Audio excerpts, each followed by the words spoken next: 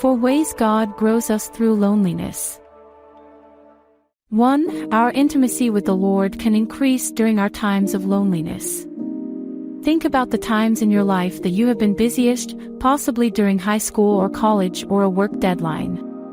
It is likely you were surrounded by groups of people.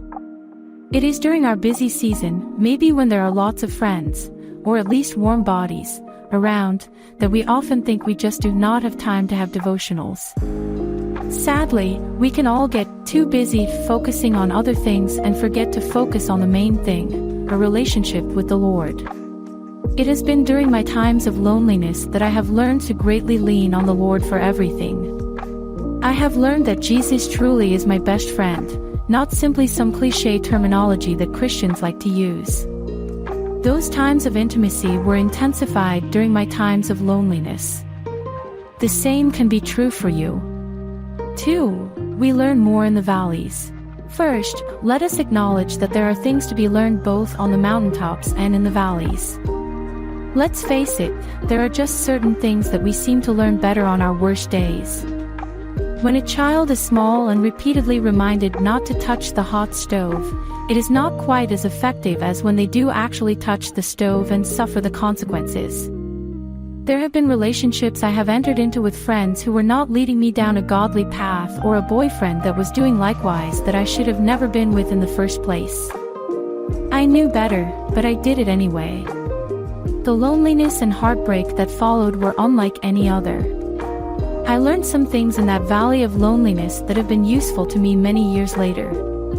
Of course, I am not suggesting that your loneliness is a result of something you have done wrong, as was my case. I am simply highlighting that the depths of loneliness can fill us with an increased appreciation for relationships once that season is over. Mountaintops can teach us humility, but valleys teach us perseverance, dependence on God, and endurance.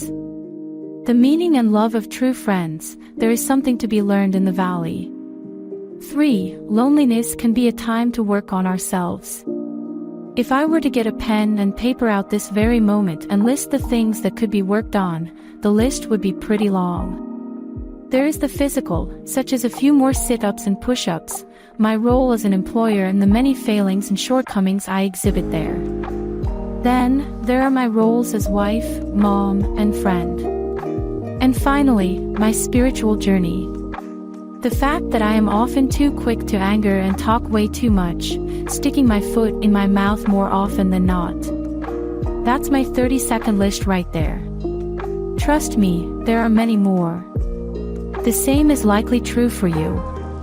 Loneliness can be an honest time of self-evaluation. What are the things that you can work on in your own life right now?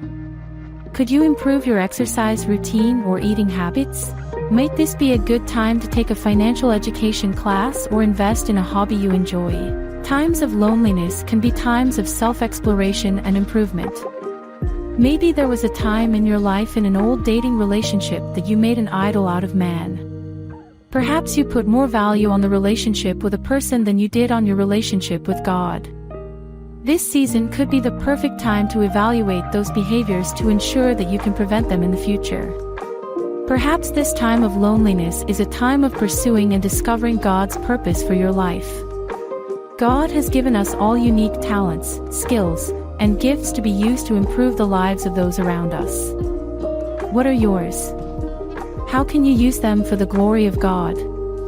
What are the things in your life that you could give back to others, and how would that, ultimately, improve your own life and sense of being? 4th, being lonely can often promote a powerful quiet time. Okay, so I admit it.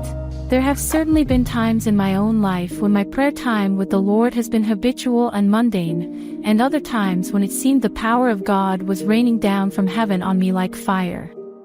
The difference is my expectation and willingness to see and hear from God. The times when I have been most desperate for Him, the times when wailing and crying and screaming for a breakthrough were most prevalent, are the times when I have most assuredly seen Him. Your time of loneliness may be an intentional stripping away of all things by the Lord so that you can grow in your walk with Him. By no means do I minimize the pain or heaviness that can be associated with loneliness. Not at all. Nor do I even insinuate that a lonely season is not a hard season. It surely is. I think about Jesus out in the wilderness being tested by Satan, Matthew 4 verses 1 to 11. I think about how hard that season was for him, how lonely he must have felt. Yet, even in that loneliness, he never lost sight of his purpose for being on earth and what he had been called to. The same can be true for you. Being alone is not a punishment. Actually, sometimes it is necessary. As Christians, we often say God created us for relationship. I believe that to be true. There is great power in the gathering of believers.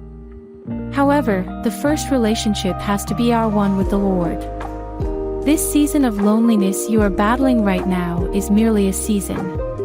It will pass. While you are in it, choose to see the growth opportunities. Circumstances can sometimes create isolation or unavoidable loneliness, but what if we began to view our times of loneliness as opportunities for growth?